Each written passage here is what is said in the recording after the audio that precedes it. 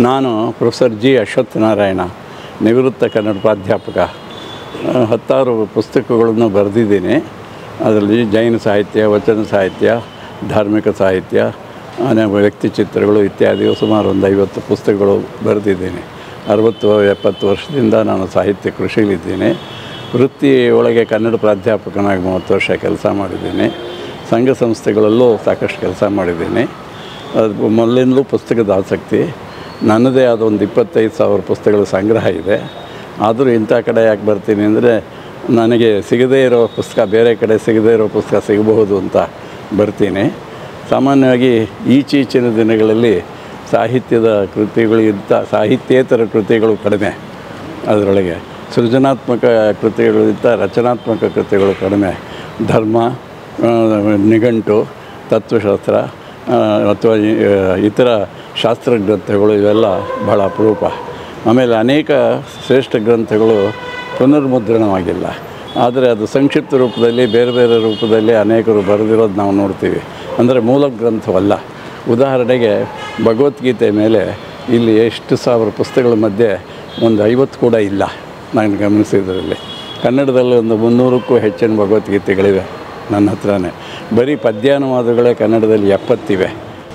ಸಾಮಾನ್ಯವಾಗಿ ವೇದಾಂತವನ್ನು, ಆಕರ ಗ್ರಂಥಗಳನ್ನು ಕೊಂಡ್ಕೊಳ್ಳುವಂಥವರು PhD ಮಾಡೋರಾಗಲಿ ಅಥವಾ ಶಾಸ್ತ್ರಾಭ್ಯಾಸ ಮಾಡೋರು ಅಥವಾ ಗ್ರಂಥ ರಚನೆ ಮಾಡೋರು ಶ್ರೀಮಂತರಲ್ಲ. ಅವ್ರಿಗೆ ಕೊಳ್ಳೋದು ಬಹಳ ಕಷ್ಟ. ಸಾವಿರಾರು ರೂಪಾಯಿ ಸುರಿಯೋದು ಬಹಳ ಕಷ್ಟ. S.L. ಭೈರಪ್ಪನವರ 24 ಕಾದಂಬರಿಗಳು ಕೊಂಡ್ಕೊಳ್ಬೇಕಾದ್ರೆ 16,000 ರೂಪಾಯಿ ಆಗುತ್ತೆ. ಬ್ಯಾಂಕ್ನವರೇ ಅದಕ್ಕೆ ಸಹಾಯ ಮಾಡಬೇಕು ಅಂತ ನಾನು ಅವರ ಬಗ್ಗೆ ಬರೆದಿದ್ದೆ. ಅದರೊಳಗೆ 20,000 ಕೊಟ್ಟು ಯಾರು ಕೊಂಡ್ಕೊಳ್ಳೋಕ್ಕೆ ಸಾಧ್ಯ ಅದರಲ್ಲಿ ಇವತ್ತಿನ ಜೀವನದಲ್ಲಿ? ಆದರೆ ಇಲ್ಲಿ ದೇಶಾಭಿಮಾನದ ಪುಸ್ತಕಗಳು ಜಾಸ್ತಿ ಇವೆ. ಆಮೇಲೆ ಲಲಿತ ಸಾಹಿತ್ಯ ಜಾಸ್ತಿ ಇದೆ. ಆಮೇಲೆ ಸಾಮಾನ್ಯರ ನಿತ್ಯ ಜೀವನಕ್ಕೆ ಸಂಬಂಧಪಟ್ಟಿಗೆ ಪಾಕಶಾಸ್ತ್ರ, ಹೊಲಿಗೆ, ಇಂಥ ಯೋಗಾಸನ, ಆರೋಗ್ಯದ ಗ್ರಂಥಗಳು ಇಂಥದ್ದು ಸುಮಾರಾಗಿ ಸಾಕಷ್ಟು ಸಿಗುತ್ತವೆ. ಅದು ಸಾಮಾನ್ಯರಿಗೆ ಉಪಯುಕ್ತ ಅನಿಸುತ್ತೆ, ಆಕರ್ಷಣ ಅನಿಸುತ್ತೆ. ಆಮೇಲೆ ಬಹಳ ಪುಸ್ತಕಗಳು ನಾವು ನೋಡಿದಂಥ ಗ್ರಂಥಗಳು 1950ಕ್ಕೆ ಮುಂಚೆ ಪ್ರಕಟವಾದ ಯಾವುದೂ ಸಿಕ್ಕೋಲ್ಲ. ಉದಾಹರಣೆಗೆ ಗಳಗನಾಥರ ಕಾದಂಬರಿಗಳು ಅಥವಾ ವೆಂಕಟಾಚಾರ್ಯ ಸಾಹಿತ್ಯ ಅಥವಾ AR ಕೃಷ್ಣಶಾಸ್ತ್ರಿಗಳ ಗ್ರಂಥಗಳು. ಕೆಲವು ಪುನರ್ಮುದ್ರಣ ಬಿಟ್ಟರೆ ವಚನ ಭಾರತ ಅಂಥದ್ದು ಉಳಿದು ಸಿಕ್ಕೋಲ್ಲ. ಹಾಗಾಗಿ ಇವತ್ತು ಕನ್ನಡದ ಸಾಹಿತ್ಯದ ಬುನಾದಿ ನಿರ್ಮಿಸಿದಂಥ ಗ್ರಂಥಗಳ ಪ್ರಕಟಣೆ ಬಹಳ ಕಡಿಮೆ ಅಂತ ನನಗೆ ಅನ್ನಿಸ್ತು. ಇವತ್ತು ಬಣ್ಣ ಬಣ್ಣದ ಚಿತ್ರಗಳಿಂದ, ಮುದ್ದಾದ ಮುದ್ರಣಗಳಿಂದ, ಒಳ್ಳೆಯ ರಕ್ಷಾ ಕವಚಗಳಿಂದ, ಒಳ್ಳೆಯ ಕಾಗದದಿಂದ ಸೊಗಸಾದ ಪುಸ್ತಕಗಳು ಬರ್ತಿವೆ. ಆ ದೃಷ್ಟಿಯಲ್ಲಿ ಬಹಳ ಮುಂದುವರೆದಿದೆ ಅಂತ ಹೇಳ್ಬೋದು. ಆದರೆ ಬೆಲೆಗಳು ದುಬಾರಿಯಾಗಿದೆ. ನಾನು 5 ಪೈಸಾಗೆ, 10 ಪೈಸಾ, 20 ಪೈಸಾಗೆ ಪುಸ್ತಕಗಳು ಕೊಂಡ್ಕೊಂಡಿದ್ದೀನಿ G.P. ರಾಜರತ್ನಮ್ ಜೊತೆಯಲ್ಲಿ. 50ನೇ ಸುಮಾರಲ್ಲಿ ರಾಜರತ್ನಮ್ಮು ನಾನು ಇಬ್ಬರು ಮೆಜೆಸ್ಟಿಕ್ ಸರ್ಕಲಲ್ಲಿ ಹಳೆಯ ಪುಸ್ತಕನ ಪ್ರತಿ ಭಾನುವಾರ ಹುಡುಕ್ತಿದ್ವು. ಎಷ್ಟೋ ಮಕ್ಕಳ ಪುಸ್ತಕಕ್ಕೆ ನಾನು ಕೈ ಹಾಕ್ತಿದ್ದೆ, ಅವರು ಕೈ ಹಾಕ್ತಿದ್ದರು.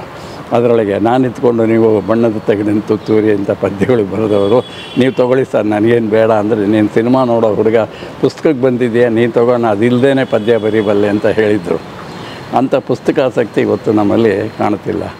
ಆಮೇಲೆ ನೀತಿ ಚಿಂತಾಮಣಿ ಅಂತ, ನೀತಿ ಬೋಧೆ ಅಂತ, ಹಿಂದಿನ ಈಸೋಪನ ಕಥೆಗಳು, ಹಿಂದಿನ ಪಂಚತಂತ್ರದ ಕಥೆಗಳು ಇಂಥದ್ದು ಇವತ್ತು ಬರ್ತಿವೆ.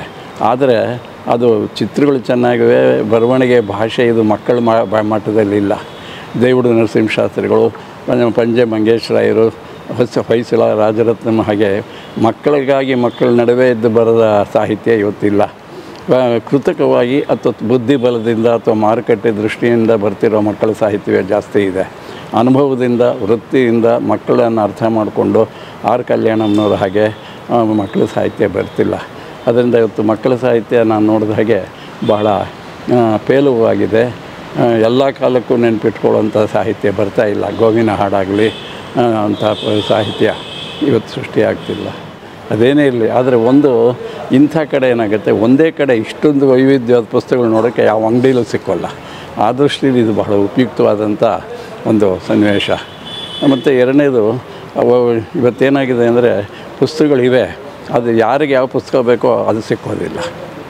ಅದರಿಂದ ಈಗ ನಾನೇ ಇಲ್ಲಿ ಹುಡುಕ್ತಿದ್ದೀನಿ. ನಿಘಂಟುಗಳು ಎಷ್ಟಿವೆ ನೋಡ್ತಾ ಇದ್ದೀನಿ, ಭಗವದ್ಗೀತೆಗಳು ಎಷ್ಟಿವೆ ನೋಡ್ತಾ ಇದ್ದೀನಿ. ಕನ್ನಡದ 100 ವರ್ಷದ ಕೆಳಗಿನ ಪುಸ್ತಕಗಳು, MS ಪುಟ್ಟಣ್ಣವಂಥ ಪುಸ್ತಕಗಳು ಇದೆ. ಚಾ ವಾಸುದೇವನವರ ಬಾಲಬೋಧೆ ಒಂದು ಇತ್ತು, ಎರಡನೇದಿಲ್ಲ. ಇಂಥ ಅಪರೂಪದ ಪುಸ್ತಕಗಳು ಸಿಗ್ತಿಲ್ಲ, ಅದನ್ನು ಮುದ್ರಣ ಮಾಡ್ತಿಲ್ಲ. ಮಾಡಿದ್ರು ಎಲ್ಲೋ ಒಂದು ಕಡೆ ಅಲ್ಲೊಂದು ಇಲ್ಲೊಂದು ಇರೋದನ್ನು ನೋಡ್ತಾ ಇದ್ವಿ. ಇದು ನನ್ನ ಒಂದು ಸಮಸ್ಯೆ, ಪುಸ್ತಕನೇ ಹವ್ಯಾಸವಾಗಿ ಇಟ್ಕೊಂಡಿರುವಂಥ. ಅದರ ಸಾಮಾನ್ಯ ದೃಷ್ಟಿಯಲ್ಲಿ ಹೇಳೋ ಹಾಗಿದ್ದರೆ ಇದು ಒಳ್ಳೆಯ ಉಪಯುಕ್ತವಾದಂಥ ಪ್ರದರ್ಶನ. ಬಹಳ ಜನಕ್ಕೆ ಗಮನ ಬರುತ್ತೆ. ಇವತ್ತು ಪ್ರಚಾರದ ಈಗ, ಅದರಿಂದ ಮತ್ತು ಅನುಕೂಲದ ಈಗ ನೋಡಬೇಕು. ಇಷ್ಟು ಪುಸ್ತಕಗಳು ಒಂದೇ ಕಡೆ ಸಿಗ್ತಿರೋದು ನೋಡಿದ್ರೆ ಇನ್ನೂ ಪುಸ್ತಕಗಳು ಇವೆ ಅಂತ ಅನಿಸುತ್ತೆ.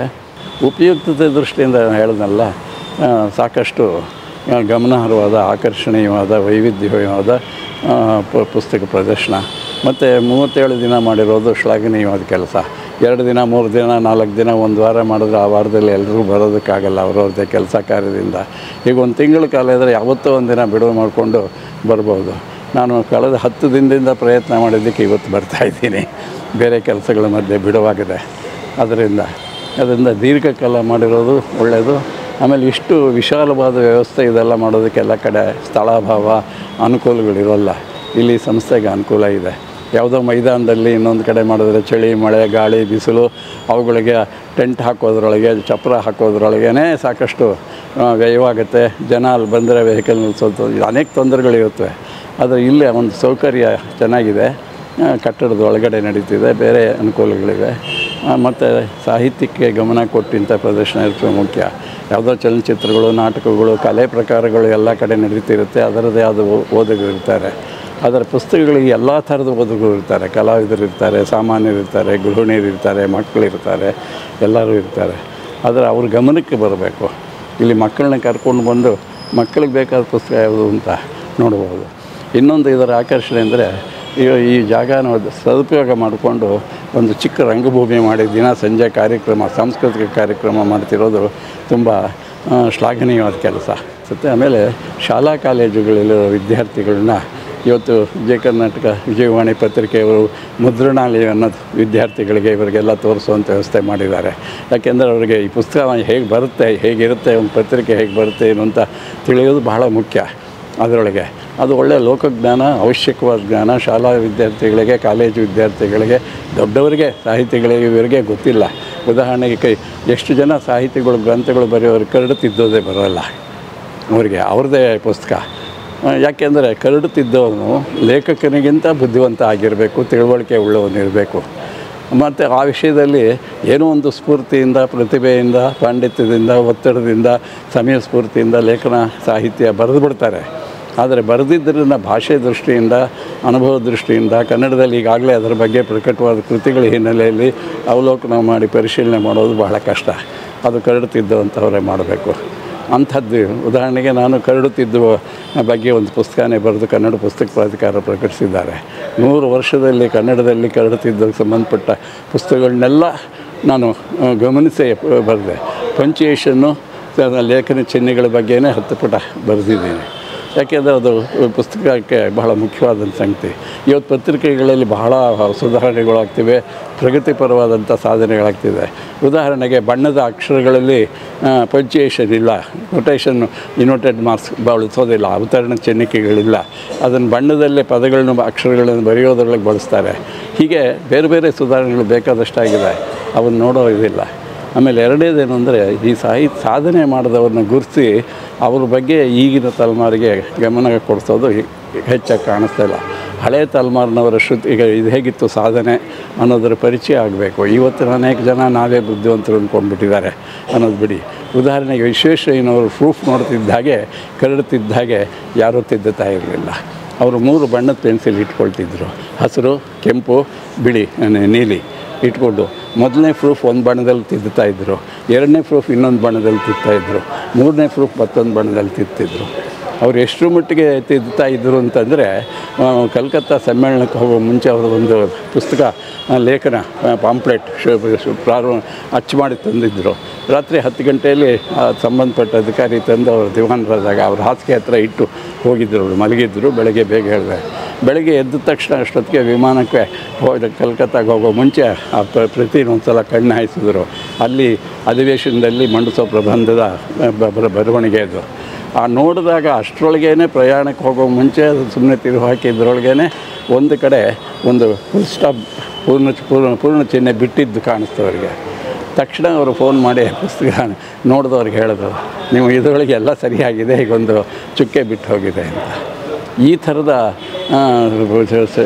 ಆಸಕ್ತಿ, ಪಾಂಡಿತ್ಯ, ಪ್ರತಿಭೆ ಇರುವಂಥವರು ಇದು ಮಾಡ್ತಿಲ್ಲ. ಉದಾಹರಣೆಗೆ ಇಲ್ಲಿ ಅನೇಕ ಥರದ ಗೋಷ್ಠಿ ಮಾಡ್ಬೋದು, ಸಾಹಿತ್ಯ ಸಂಬಂಧ ಅಂತ ಹೇಳ್ತೀನಲ್ಲ. ಉದಾಹರಣೆಗೆ ನಮ್ಮ ಎಲ್ಲ ಕಡೆ ಬೋರ್ಡುಗಳು ತಪ್ಪು ಬರೆಯೋದು ನಾವು ನೋಡ್ತೀವಿ, ಅಂಗಡಿ ಮುಂಗಟ್ಟಿನ ಬೋರ್ಡುಗಳು ಇವೆಲ್ಲ. ಯಾಕೆಂದರೆ ಅವರು ಹೆಚ್ಚು ಜನ ಕನ್ನಡದವರೇ ಅಲ್ಲ, ಚಿತ್ರ ಬರೆದ ಹಾಗೆ ಅಕ್ಷರಗಳು ಬರ್ಕೊಟ್ಟವ್ರದ್ದು ಯಾರು ತೊಗೊಂಡು ಬರೀತಾರೆ. ಅವ್ರಿಗೊಂದು ತರಬೇತಿ ಶಿಬಿರ ಯಾರೂ ಮಾಡ್ತಿಲ್ಲ. ಅದರಿಂದ ಹಾಗೆ ಕರಡಚ್ಚುತ್ತಿದ್ದವ್ರಿಗೆ ಶಿಬಿರಗಳು ಅಲ್ಲೊಂದೆಲ್ಲೋ ಆಗಿದೆ, ಆಗ್ತಿಲ್ಲ. ಅನೇಕ ಪ್ರೆಸ್ಸುಗಳಲ್ಲಿ ಕೆಲವರು ಇಟ್ಕೊಂಡಿದ್ದಾರೆ, ಇನ್ನು ಕೆಲವರು ಲೇಖಕರೇ ಮನಸ್ಸಿಗೆ ಬಂದಾಗ ನೋಡ್ತಾರೆ. ಅದರಿಂದ ಪುಸ್ತಕ ಅನ್ನೋದು ಶ್ರೀರಂಗರು ಹೇಳಿದಾಗೆ ಲೇಖಕ, ಓದುಗ, ಮುದ್ರಕ, ಪ್ರಕಾಶಕ 4 ಜನರ ಹೆಗಲ ಮೇಲೆ ಸಾಗಿದೆ ಪುಸ್ತಕ ಪ್ರಪಂಚ. ಆ 4 ಜನರ ಇದಕ್ಕೆ ಸಮಸ್ಯೆಗಳಿಗೆ ಅವರ ಸಾಧನೆಗಳನ್ನು ಗುರುತಿಸುವಂಥ ಶಿಬಿರಗಳು, ಗೋಷ್ಠಿಗಳಾಗೋದು ಬಹಳ ಮುಖ್ಯ ಅನಿಸುತ್ತೆ. ಶಿವರಾಮ್ ಕಾರಂತರು ಮಕ್ಕಳ ಶಿಬಿರನೇ SLBT ದಕ್ಷಿಣ ಪ್ರಾಂತ ಸಾಹಿತ್ಯ ಇದರಲ್ಲಿ ಏರ್ಪಡಿಸಿದ್ರು 30 ವರ್ಷ ಕೆಳಗೆ. ನಾನು ಭಾಗವಹಿಸಿದ್ದೆ.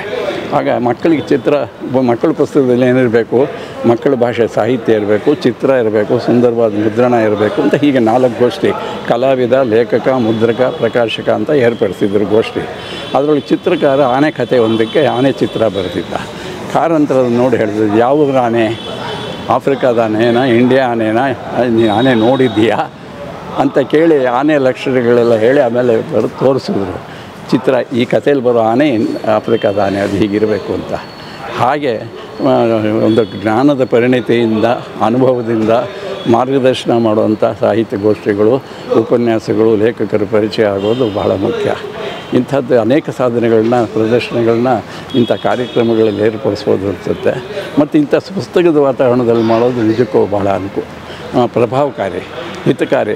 ಬಂದವರು ಸುಮ್ಮನೆ ಏನೋ ಬಂದು ಅದೇ ಕಾರ್ಯಕ್ರಮ ಬಂದು ಕೂತ್ಕೊಂಡು ಎದ್ದು ಹೋದ್ರು ಅಂತಲ್ಲ, ಅವ್ರಿಗೆ ಉಪಯುಕ್ತವಾದ ಪುಸ್ತಕ ಮನೆಗೆ ತೊಗೊಂಡು ಹೋಗೋದು ಇರುತ್ತೆ. ಹೀಗೆ ಇದನ್ನು ನೋಡಿದಾಗ ನನಗೆ 10 ಮನಸ್ಸಿಗೆ ಯೋಚನೆ ಬರುತ್ತೆ. ನೀವೇನೋ ಕೇಳಿದ್ರೆ ನಾನು ತೋಚಿದ್ದೆ 2 ಮಾತು ಹೇಳಿದೆ. ನಿಜಕ್ಕೂ ಎಲ್ಲ ಜನ ಎಲ್ಲೆಲ್ಲ ಸಿನಿಮಾಗಳಿಗೆ, ಹೋಟ್ಲ್ಗಳಿಗೆ ಹೊಸದಾಗಿ ಶುರುವಾಯಿತು ಅಂತ ಅಲ್ಲಿ ಇಲ್ಲಿ ಯಾವ್ಯಾವುದೋ ಮನರಂಜನಾ ತಾಣಗಳಿಗೆ ಭೇಟಿ ಕೊಡ್ತಾರೆ. ಅದಕ್ಕಿಂತ ಹೆಚ್ಚಾಗಿ ಇಂಥ ಪುಸ್ತಕ ಪ್ರದರ್ಶನಗಳಿಗೆ ಭೇಟಿ ಕೊಟ್ಟರೆ ಅವರಿಗೆ ಮತ್ತು ಮಕ್ಕಳಿರುವಂತಹ ತಾಯಂದಿರು, ತಂದೆಯರು ಅವರು ಮಕ್ಕಳು ಕರ್ಕೊಂಡು ಬಂದು ತೋರಿಸ್ಬೇಕು, ಯುವಕರು ಬರಬೇಕು. ಅದರಿಂದ ಮುಂದಿನ ಜನಾಂಗದವರಿಗೆ ಇಷ್ಟೆಲ್ಲ ಬೇರೆ ಬೇರೆ ವಿಷಯಗಳ ಪುಸ್ತಕ ಇದೆಯಲ್ಲ ಅಂತ ಅನಿಸೋದೇ ಒಂದು ದೊಡ್ಡ ಶಿಕ್ಷಣ. ಆಮೇಲೆ ಓದೋದು ಮಾಡೋದು ಬೇರೆ. ಅದರಿಂದ ಹೆಚ್ಚು ಜನ ಬರೋದು ಮುಖ್ಯ. ಅದು ಶಾಲೆಗಳ ಅಧ್ಯಾಪಕರುಗಳು ತಂಡವಾಗಿ ವಿದ್ಯಾರ್ಥಿಗಳನ್ನ ಇಂಥ ಕಡೆ ಕರ್ಕೊಂಡು ಬಂದು ಅವರು ತೋರಿಸೋದು ಹೆಚ್ಚು ಉಪಯುಕ್ತವಾದ್ದು ಅಂತ ನನ್ನ ಅಭಿಪ್ರಾಯ.